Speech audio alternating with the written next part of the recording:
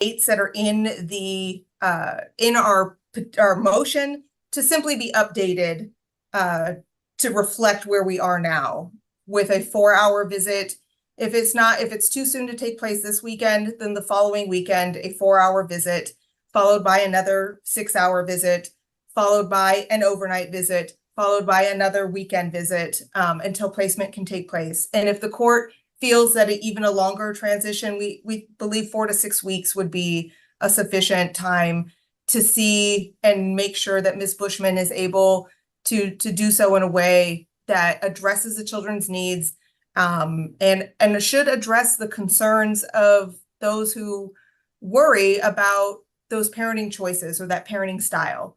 And so we ask that the court consider that and make that ruling at this time.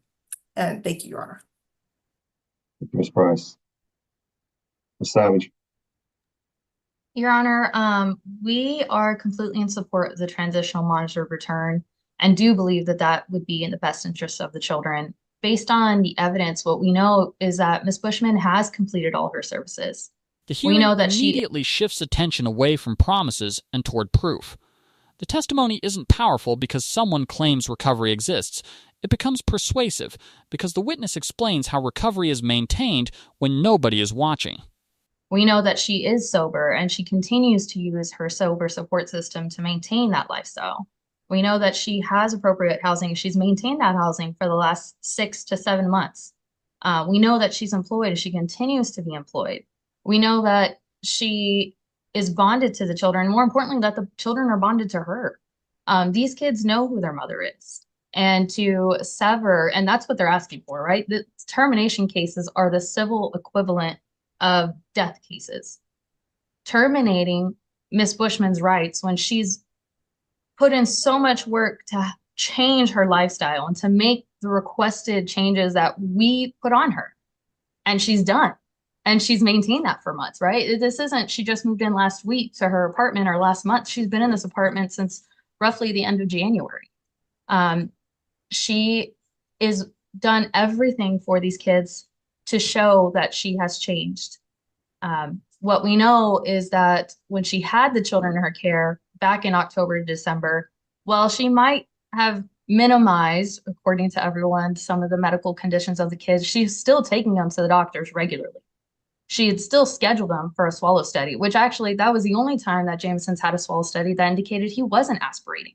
So maybe the doctor telling her we wean him off the thickener or we take him off the thickener might have been in the right move, because according to their own expert testimony or their own testimony from their speech therapist, that is the treatment goal for children who need thickeners. You wean them off little by little, they need less.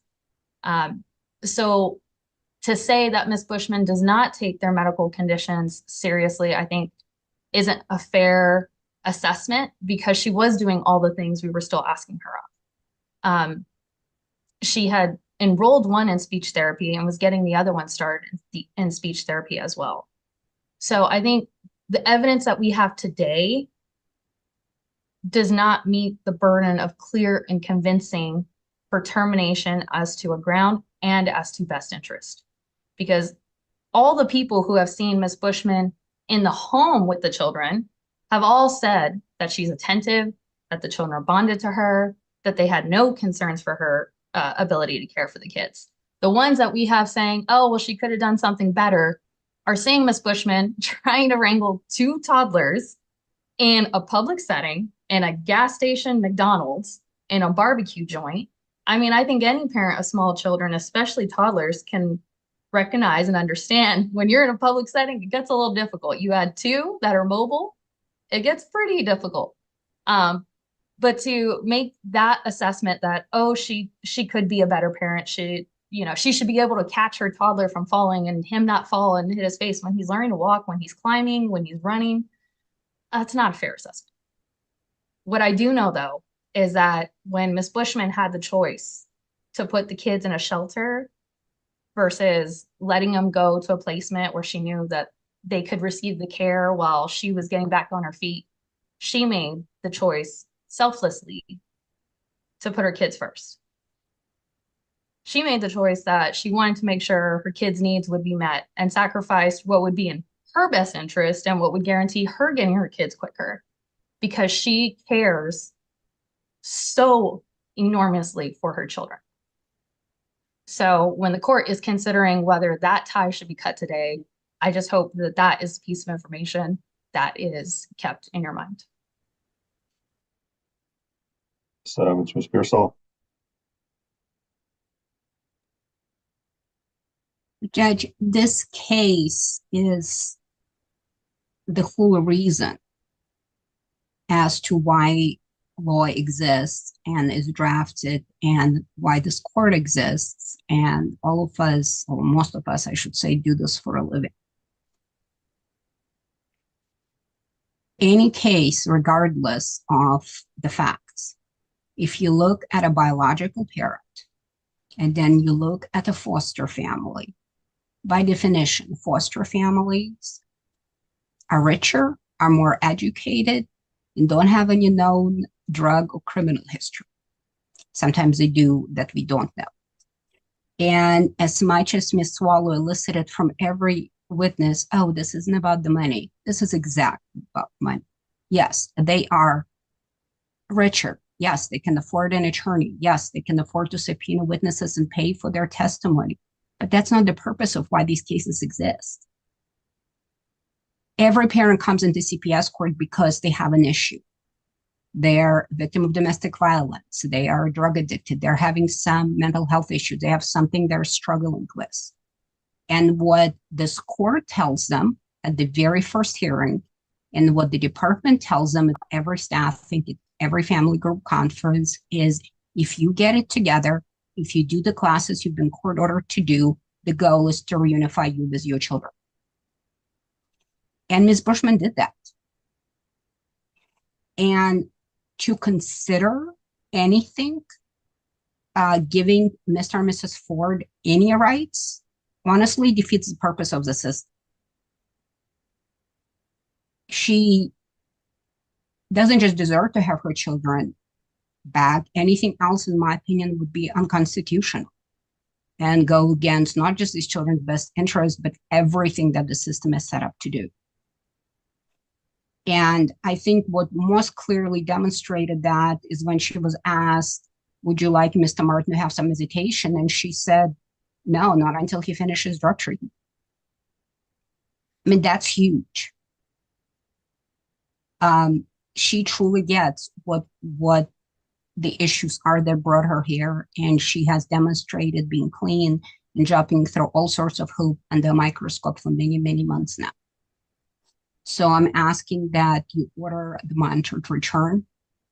I very strongly suspect, based on this never-ending trial, that she'll be sabotaged every step of the way by these placement, by CASA, maybe by some other parents. So I think it will be very difficult monitors return.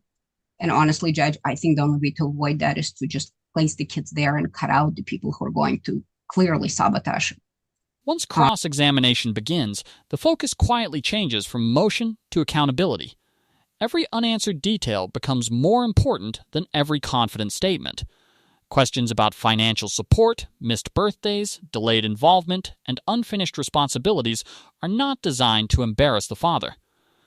But I understand that why the court would want to do it in steps and why the department wants to do it in steps. And to assure that Mr. Martin is ordered to pay some support, child support, to help her take care of these children. And I'm asking that that be ordered based on minimum wage. Thank you, Ms. Pearsall. Ms. Swallow.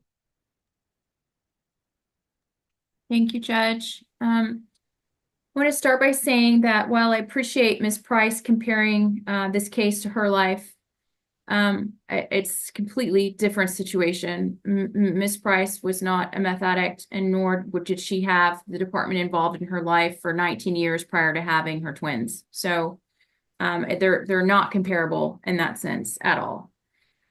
We've already tried returning these children to this mother twice. They were able to come home to the hospital with her after she and the children both had tested positive. That did not work out. She continued to use. They were then placed back with her in October of 2023 in a monitor return, which then failed. The system is not set up to continue to place children back in the care of their parents when their parents continually are unable to properly care for their children. I don't believe it was a choice of Miss Bushman to allow her children to go to a shelter. The department removed the children. If it was a choice, then Miss Bushman would have gone with the children to a shelter. There was a situation for which it was no longer safe for the children to be with Miss Bushman. I would request that the court take judicial notice of the entire file. It is my client's position that it's in the best interest of the children that the parental rights of Tracy Bushman and Corey Martin be terminated. Ample evidence by the way of testimony and exhibits have been provided to the court. And I believe that all of the evidence has met the burden required of clear and convincing evidence standard for termination of the parental rights and Corey Martin. As to Miss Bushman, as already stated, and as the court knows, she has a very long, clear history and a pattern of abuse of methamphetamines by admission and several attempts at rehabilitation. This includes several prior CPS cases, one of which resulted in the termination of 2 other children. 19 years since 2005, CPS has been involved in her life. It took 11 years for the department to finally terminate the rights between her and her son, John Anthony Bushman. And that case ultimately was due to meth use. She also has another child that was terminated, the baby James Martin, for which Mr. Corey Martin was the father. Same circumstances, meth use and unsanitary conditions. So this isn't just, this case, let's give a mom a chance. There is a clear history of the same facts, cookie cutter facts that match this case, by which it's clear that these children should not be returned to this mother. According to mom's testimony, she's only been using meth for the past 10 years. That's extremely concerning considering that the department's been involved in her life for the past 19 years. I'm not sure what happens in the home of this mother, but if there's not meth use, then it's definitely circumstances that allow for abuse and neglect of children. I believe that the evidence has been presented to terminate mom's parental rights. I believe she knowingly placed the children in conditions or surroundings that endangered the physical and emotional well-being of the children. I believe she engaged in conduct which endangered the physical and emotional well-being of the children she used throughout her pregnancy. They were positive. She failed to support the children. I haven't heard any testimony regarding child support. She didn't pay child support. She was the cause of the children being born addicted to methamphetamines. She used a controlled substance following having completed inpatient treatment. We heard from an expert this morning that stated that Ms. Bushman's nail test went back 4 to 6 months. That means that she had to have been exposed to meth in November, October, or September of 2023. And that is extremely concerning. Even though the expert was able to state that she can conclusively say it was environmental exposure. However, she could not conclusively say that it was not due to ingestion just because the level of amphetamines had not been met, but that does not mean that they were not present. So either way, Ms. Bushman was somewhere she should not have been on a consistent basis after completing rehab just a few months ago, which is, it goes to her credibility and it goes to the safety of these children and what she was exposing them to and what she was exposing herself to. These children should have been tested once they were removed. I believe Mr. Martin's rights should be terminated on the same grounds. Additionally, I believe that he's constructively abandoned these children and that he has failed to comply with his service plan. As far as best interest is concerned, the Fords have provided for these children emotionally, physically, medically, in every way possible since being placed in their home since January 2023. They supported Ms. Bushman in the goal of reunification until it became evident to them that the children would not be safe in her care. There's been multiple opportunities for Ms. Bushman to attend doctor's appointments. The dates were provided. Ms. Bushman never attended. These children deserve stability, predictable stability, without the threat of drug exposure and neglectful conditions. I don't believe compliance is about, checking off boxes on a family plan of service. I don't believe that what Ms. Bushman has been able to accomplish is enough that would allow her children to be returned home. I believe that there was meth exposure. I believe she still, to this day, this morning, she stated she believes that people are, what were her words? Doesn't believe that the children's medical issues are as severe as they are made out to be, that she's never seen them sick. Your Honor, they were hospitalized for RSV. Like, they have been very sick. They have chronic lung disease.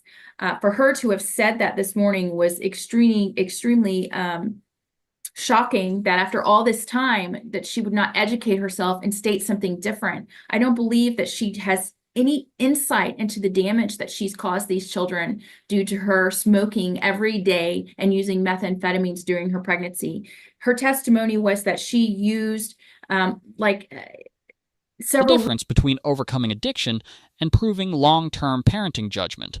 The CASA testimony deliberately separates those two ideas because the court treats them as independent questions. Nobody seriously disputes that Tracy has invested enormous effort into sobriety.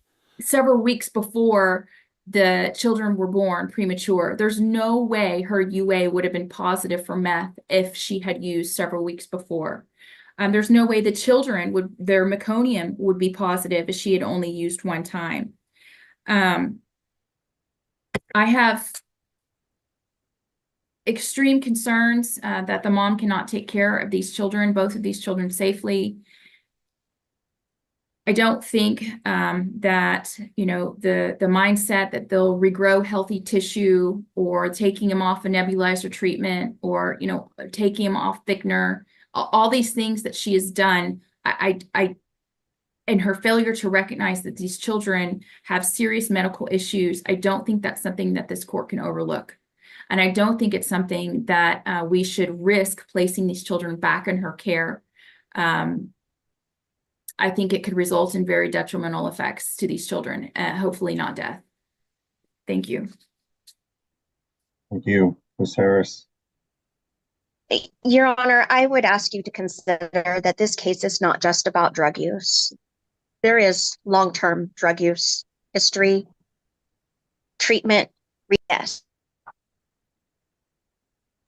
That is not the only cause for concern in this case. There's also neglect, and there's a long CPS history of neglect too. There's a history of neglect of these children. When they were sent home from the hospital with her, you heard testimony today that she left the children at home without telling anybody, all alone, while she left the home. There were also, you will recall, testimony from one of our previous two hearings that there was neglect in the sober living home. They were concerned about whether she was meeting all of the children's needs. So, Your Honor, with that in mind, I have also tried to base my ultimate position upon the Hawley factors, which I know that you will be considering when you make your decision. To begin with, that's the desires of the children. They've resided with the Fords practically their entire life now. And I know that doesn't give Ms. Bushman much of a chance, but they've been with the Fords because of Ms. Bushman's decisions and choices. So at this point, they now see Tristan and Emily Ford as their parents. I know they're only foster parents. I know that foster parents aren't intended to be forever, but that's why we have time limits on these cases. So kids don't spend 18 months with somebody and begin to think they're their parent. Miss Bushman at this point is somebody that they got to see for a couple of months, and somebody they see occasionally on visits. They do enjoy her. And I am thinking to the future as well. I think that they are going to want to know their mother. I think that they are going to want her to be a part of their lives. The Fords have consistently maintained that she will allow them to be a part of their life. I understand some of the mistrust in that, but they have been consistently stating to me that they want them to be a part of her life. They were initially extremely supportive of Miss Bushman. They did not go into this looking to take a child away from a parent. The other thing that we have to look at is the needs of the children now in the future. She didn't meet their needs the very short time she had them at the beginning of their life, and she ultimately didn't meet their needs when they were with her for a couple of months. She has a long history with the department, and it can be reasonably concluded from that long history that she can get things together long enough to get her kids back, but then she falls back into the same patterns of drug use and neglect once the supervision is gone. In fact, she's done that in this case. She went to drug treatment, tested clean for a period. The kids were returned to her. However, she couldn't keep everything together more than a couple of months. During that time, the children get the treatment they needed. Hygiene was questionable. She bathed in the presence of the kids, even after education on the dangers of smoking to children. She didn't work despite the kids being in daycare. She failed to obtain housing in a timely manner. And as a result, the kids were removed and she was asked to leave her sober living home. She subsequently had a drug test that clearly established she has not been honest about either her own drug use or her exposure to drug use during a time period that does include the time the children were with her. Ms. Bushman then got housing with the abundant assistance of her caseworker. She's had a couple of jobs that won't be maintainable in that fashion if the kids are with her due to her hours. She's not been to any visits with their doctors or their specialists.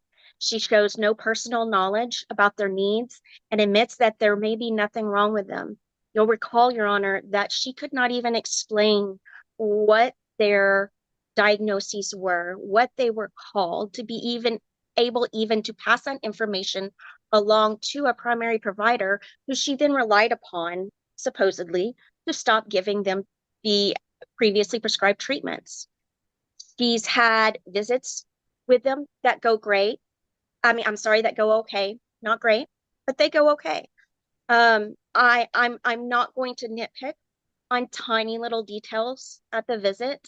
However, I will note that something like being repeatedly told to take a double stroller to visit 4 twin toddlers shows that she is not able to make these decisions on her own. It does take a village to raise children, but the problem is that Miss Bushman's village up to this point has been CPS. CPS was with her for many, many years before we ever had this case, and CPS has been with her telling her how to do it now. She was in a sober living home telling her how to do it. And yet when she's not prompted, she still is not making those very simple changes to her parenting style. I think there's enough evidence and testimony to conclude that the kids would not face necessarily immediate danger if spending time unsupervised with Miss Bushman, but I think it does show that she's either incapable or unwilling to make the kinds of changes in her life and parenting styles, and that poses a very real long-term danger to Jasmine and Jameson. She's had years and years of guidance and scrutiny without improvement, years and years of drug treatment with continued relapses and a positive test as recent as this year. Cross-examination becomes less about proving someone wrong and more about exposing how recommendations are formed. The attorney carefully tests whether the CASA opinion is based on permanent conclusions or whether meaningful change could still alter the outcome. I also, considering best interest of the children, would need to look at the parental abilities of the Fords. They have shown not only ability to meet their needs, but a willingness to have them at all sorts of different kinds of appointments, to lose their licensing in order to make sure that these children were going to get consistent, stable, ongoing, loving care. Programs available to assist mom. Right now, her caseworker's assisting her. She has had testimony that she has support through her ongoing drug treatment, but we don't have any people in her life that are not required by law to work with her or have not been involved in drugs somehow that can continue to give her the kind of support that she would need. She hasn't brought anybody to a visit that would show that they can help her wrangle kids at a visit. It's CPS there doing it for her. So we don't know that she can take advantage of the programs that are available to her when she had the opportunity to be in charge of their medical care and their medical treatment. She threw out everything that came before, gave her very uninformed opinion to the doctor, and went with that. Took her a while to even get one of the children, not both, but one of the children for an exam. Plans for the children, her plans are very vague. As you'll recall, Your Honor, there was a lot of saying that she will figure it out. She will figure it out. Well, if they come home, then I'll change my schedule. Well, if they need this, then I will figure it out. If I'm short on money, I will figure it out. There's no actual plans. There's nobody outside of CPS that she said she could rely on, that she said she could go to, other than the sober living facility that asked her to leave for failure to follow the rules. Stability of both parties' homes. Yes, Ms. Bushman has been in her residence for 6 months. It took her a long time, and in fact, losing the children in order for her to get up and get the motivation to get that place secured. And that was with the heavy assistance of her caseworker. There is no demonstration that she is going to be able to maintain that if somebody is not there holding her hand through all of that. And we can't be there forever. That's not what these cases are for. Acts or omissions of parenting. We've had 3 hearings, and to each testimony that there's no reason. We've got lots for her failure to meet these needs. You know, we've got professionals that said they have taught her how to not use drugs. They have professionals that say they have taught her to, or parenting classes, you know, that she's learned to do that. But we don't have anybody that's testifying that she's actually putting these things into place. It's actually the opposite. And that leaves us with no excuses for the acts of omission. Ms. Bushman clearly loves her children, and the children seem to enjoy their tie with her. But I am absolutely certain that at this time, if the children could tell me what they want, it would be to remain where they are, where they have consistently maintained a safe, loving relationship that has met all of their needs, while hopefully continuing a relationship with Ms. Bushman in the future. I don't think that they would necessarily want her gone from their lives, but I don't think that she can care for them. And I don't think that there is a possible legal solution to this, where we have the Fords and Ms. Bushman and Mr. Martin co-parenting in any kind of manageable way. For those reasons, I am not supporting a transitional monitored return, a regular monitored return, or a full immediate return to the children.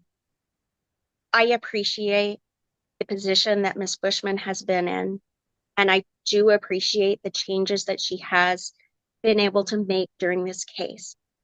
However, she has not demonstrated that these are long-term, ongoing changes with full understanding of the needs of twin toddlers and getting older children. I do not believe that she can meet their needs in the future, now, or even 6 months from now with a little bit of monitoring. So for those reasons, I'm not supporting any kind of monitored return. I think that the testimony and the evidence have clearly established that both parents placed the children in danger to actions both before and after their birth. I think that Mr. Martin has failed to complete his service plan, failed to provide any kind of service. He is here today solely riding the coattails of Ms. Bushman, who has admittedly done some work. Thank you, Ms. Harris. Ms. Price, as promised, I'll give you a few minutes for rebuttal. Thank you, Your Honor. Your Honor, I will also go ahead and briefly address the Hawley factors. I think that, but I first want to remind the court that Chapter 161.001 of the Family Code says that the court may order termination of the parent-child relationship with the findings, not that it has to, not that it must, not that it's required. And so when we then look at the Hawley factors, because again, I think the addiction is established. So what is in the children's best interest? And ultimately, these are children who are nonverbal, and the testimony was that they are very bonded to Miss Bushman, and also that they are bonded to Mr. and Mrs. Ford, which we would expect and want from foster parents. And so I think that at best that is that comes in evenly, but it's not clear and convincing evidence of termination. The emotional and physical needs of the child now and in the future, the children's needs are well established by the evidence in this case. But at the end of the day, the evidence did indicate that Ms. Bushman got them with a provider, got Jameson the swallow study, was in the process of getting them the speech language pathology set up. And so what that comes down to is that we don't like how quickly she did it, or the way that she did it, or that she didn't think to require that the medical professional meet with the other medical professional or get the records. But what's not clear is to what extent she even had the opportunity to go to any of these medical appointments. She is criticized for not doing so, but there was no evidence that she was able to, or that there were orders for her to, or that there was cooperation with her to do so, or that there was advocacy for her to be able to do so. The testimony now focuses on attachment, and that carries enormous weight because emotional stability often influences long-term outcomes just as much as physical safety. The CASA witness describes behaviors showing the twins rely on the foster parents for comfort, direction, and security. And so I believe that at the end of the day, that the emotional and physical needs of the child now and in the future do not raise to the level of termination being in their best interest. The emotional and physical danger to the children now and in the future, I think, also is addressed by what the department is asking for, which is a transition for the court to be able to monitor this and ensure that they are not in emotional and physical danger during this monitored return, which, again, does not raise the level that termination is in their best interest. The parental abilities of the individual seeking custody, of course, we are going to expect and see that the Ford's parenting abilities are superior, because that's what we expect from foster parents. In fact, it's required for them to be licensed in the first place. But the evidence that's been brought before this court about Ms. Bushman's disbelief of the severity of the children's needs, her belief that there was maybe some exaggeration of those needs to make her look bad, that is exactly what we would expect from a parent who is under the kind of microscope that Ms. Bushman has been under, that we would expect that she would feel those kinds of things. But despite her feelings, she still went and took them to obtain the treatment and the services that they need. And so I think that leans in favor of her retaining her parental rights. She has absolutely taken advantage of all of the services and programs available to her. The evidence to that point has been overwhelming from all of even the treatment providers who ultimately had her leave the facility, said that they continue to have interactions with her. Her plans, I don't believe, were vague. She knew which daycare she had them in the past. She knows which doctor she had them with in the past. and she indicated that she would have the time to be able to get those services set up again. She has the housing, she has the furniture, she has her own place set up to be able to begin immediately meeting their needs. And for the stability factor, Your Honor, yes, she has been in this place for 6 months. And for somebody who has had the history of addiction that she has had, this time she made the changes that were necessary. This time was different than the other times. And the evidence of that was clear and overwhelming throughout the case. And I don't believe that that factor supports termination. And as far as any excuse for the acts or omissions, Ms. Bushman admitted to her use during this case. She admitted to the rough beginnings that she had and the history that she's had. And I don't think she was seeking to minimize or excuse those. I think that she instead was trying to own up to that part of her history, which we cannot erase. But Your Honor, at this point, I believe that the evidence does not meet the clear and convincing requirement that it's in the children's best rights to terminate parental rights in this case. And we do ask that the court issue or order the transitional monitor to return. Thank you. Thank you, Ms. Price. We will be in recess until 3 o'clock. I'll come back at 3 o'clock and give my ruling. See you at 3. A little longer than a few minutes later.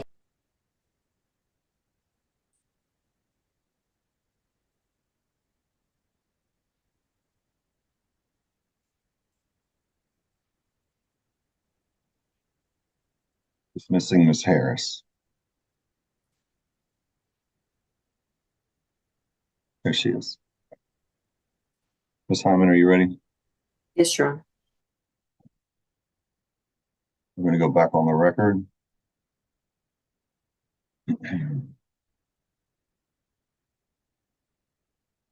is cause number 23-01-28129-CV in the interest of Jasmine Bushman et al.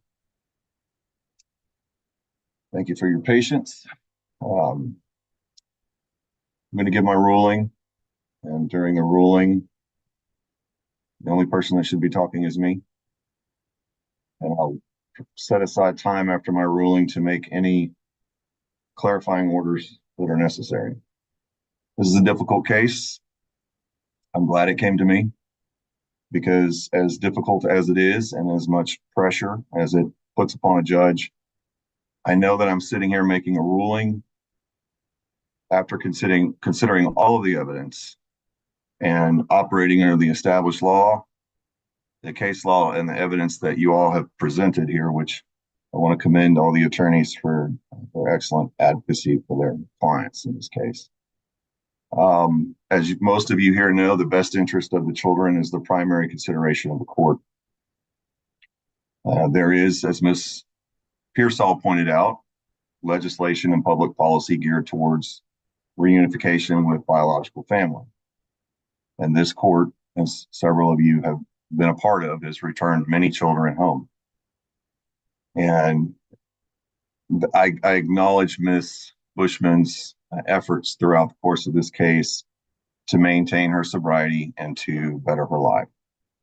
And I commend you on that and want you to continue to do that, because it can only get better from there as far as your sobriety goes. There were several arguments made that alluded to maybe other cases or other situations. And I want to make sure that this court has made this decision based on the fact that the facts and circumstances of this particular case are not like any other case where children are either returned home or not returned home. It's a unique and complicated case, as which most of these cases often are when we get to this point in procedure. When we get to the point of final trial, things are complicated. The Holly factors were discussed, and that includes a look at the needs of the children, not only now, but also in the future. And then the emotional and physical danger of the parents now and in the future. And then also the abilities of the parents we have here and the parents who are seeking custody. The court's standard here is unequivocally not what's in the best interest of any parent or any person seeking custody. It is about the best interest of children. This case is already in an extension, and there's been a lot of discussion about that throughout the course of this trial. The court finds that returning the children to Ms. Bushman would not be in the best interest of the children, as it would cause a significant impairment to the physical health or emotional development of the children. Court finds that the non-parent interveners have shown, by a preponderance of the evidence, several factors which I'm going to outline here in my ruling. Arguments reveal two completely different philosophies about child protection. One side argues that rehabilitation has meaning only if genuine progress eventually leads to another opportunity. The other insists that repeated failures eventually outweigh future promises.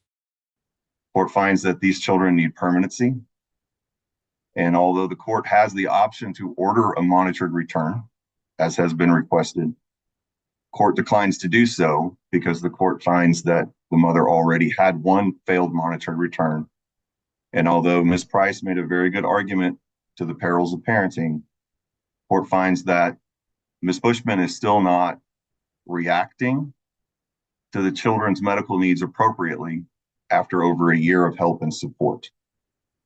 Court finds that a speech therapist testified as to the needs of the children now, going into great detail in her testimony that the children need a swallow study every 6 months and still need thickener. Court is not convinced, nor does the court find Ms. Bushman or Mr. Martin credible, that Ms. Bushman will appropriately address those issues in the future without constant supervision. That's not possible. Ms. Pearsall argued that if a parent gets it together, they should get their kids back.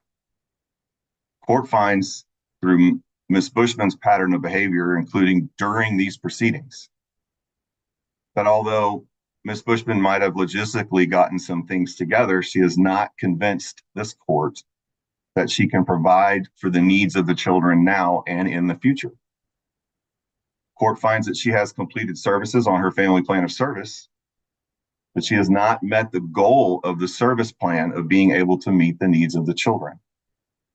Court finds that she was not able to stop vaping, and she was smoking for a certain point of time.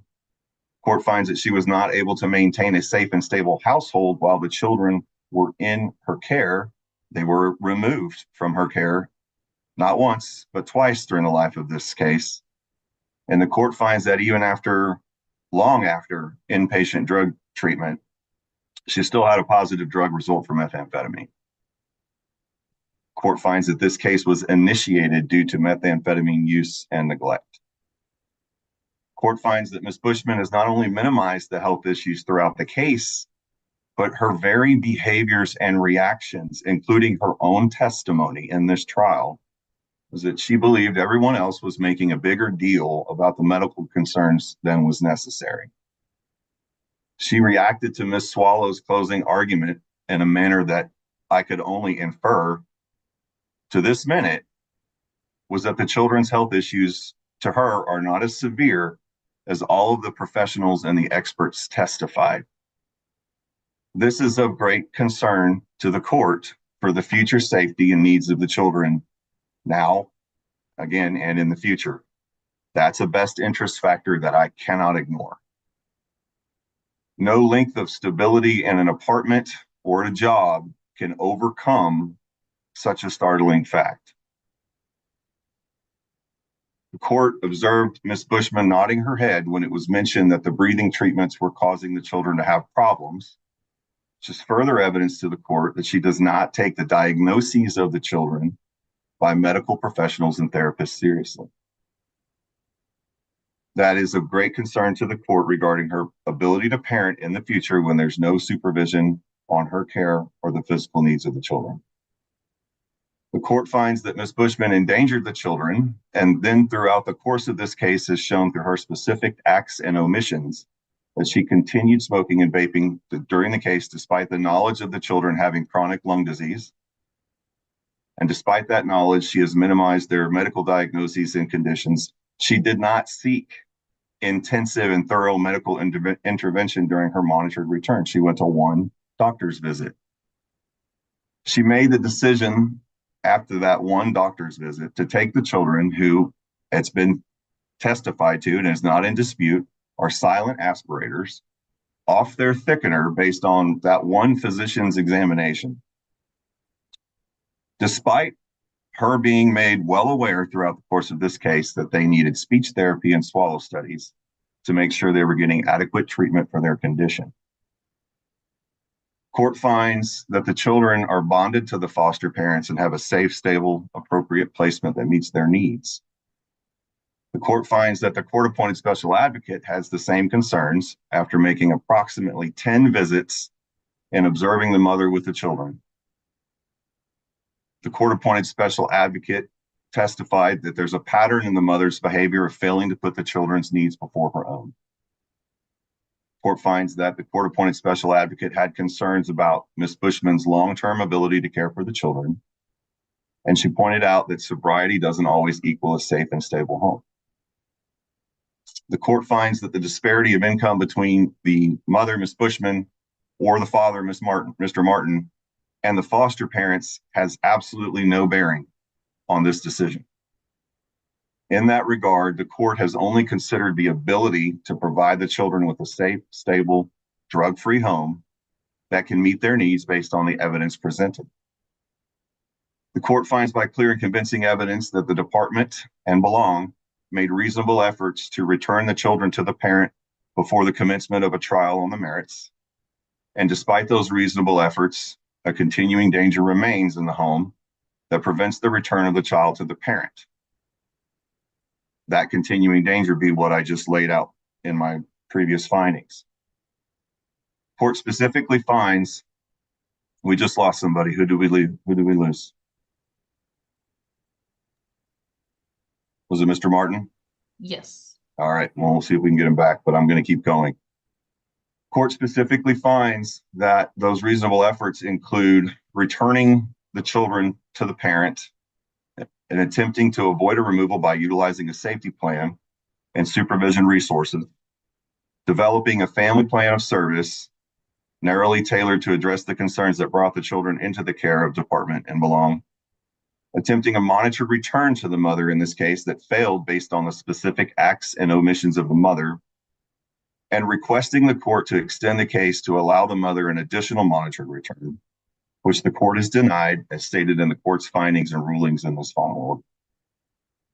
The court finds that the interveners have proved by clear and convincing evidence that both parents, Tracy Bushman and Corey Martin, have, pursuant to Chapter 161.001 B1, have knowingly placed or knowingly allowed the children to remain in conditions or surroundings which endangered the physical or emotional well-being of the children, engaged in conduct or knowingly placed the children with persons who engaged in conduct which endangered the physical or emotional well-being of the children.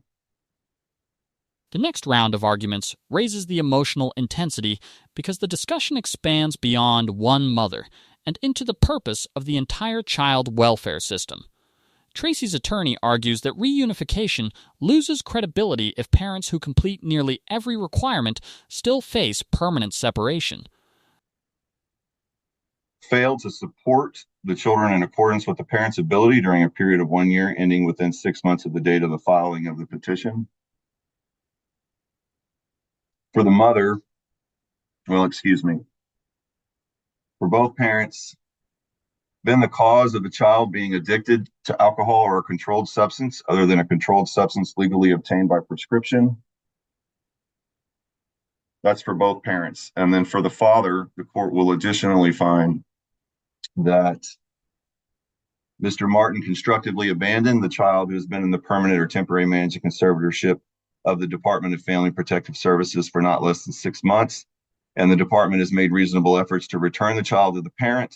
The parent is not regularly visited or maintained significant contact with the child, and the parent has demonstrated an inability to provide the child with a safe environment.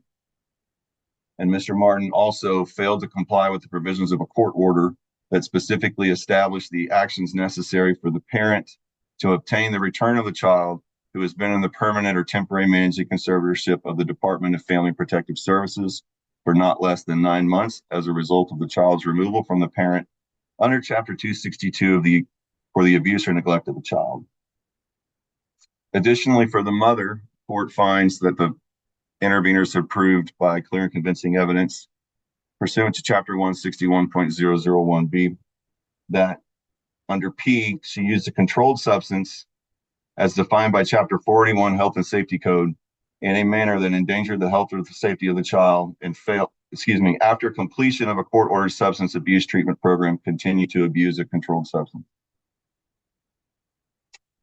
For the purposes of the record, the statute provisions for the father are 161.001 B1D, E, F, N, and O. And for the mother, there are 161.001 B1D, E, F, P, and R.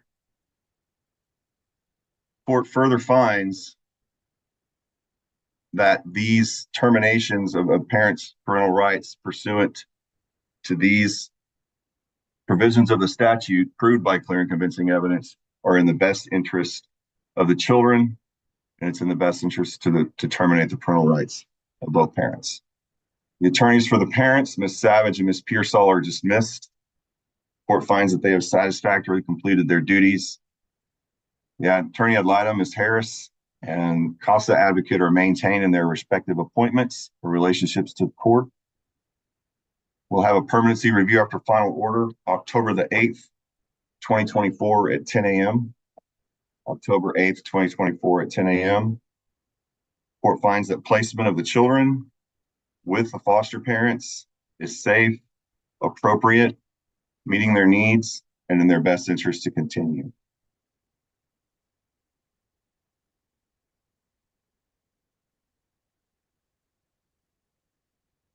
I can provide my docket notes if you need them to draft the order. At this time, are there any clarifying questions? Judge, I would just request that the children not be moved absent court order. So ordered. Thank you. Judge, is it the court's desire that the department prepare the final order? I think since Ms. Swallow's clients were seeking termination, they should prepare the termination order, but I want it circulated. I want everybody to sign it. I want everybody to make sure it's right. Anything else? Ms. Swallow, have I failed to address anything? No, Judge, thank you. All right, this has been a long trial. It's been multiple settings. I want to thank you all for your time and your service.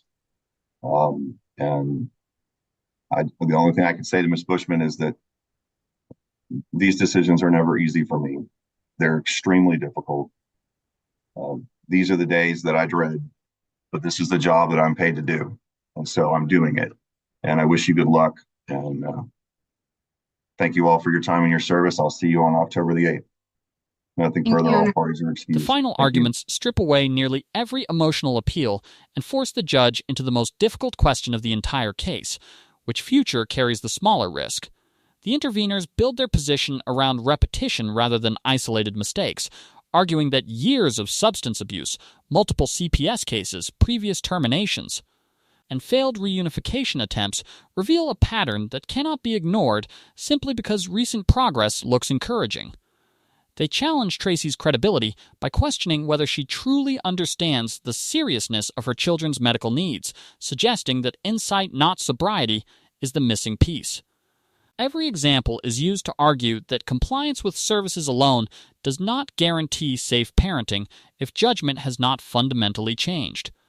At the same time, Tracy's supporters insist the system exists to rebuild families, not to create impossible standards that no recovering parent can ever satisfy. That creates an unmistakable legal collision between redemption and prevention. The judge is left balancing two principles that both protect children in different ways: preserving a biological family that has demonstrated measurable improvement, or preserving the stability already established through foster care. Whatever ruling follows will extend far beyond one hearing, because it defines how much weight this court ultimately gives to rehabilitation when measured against recurring concerns, permanent placement, and the obligation to protect vulnerable children before another crisis has the opportunity to unfold.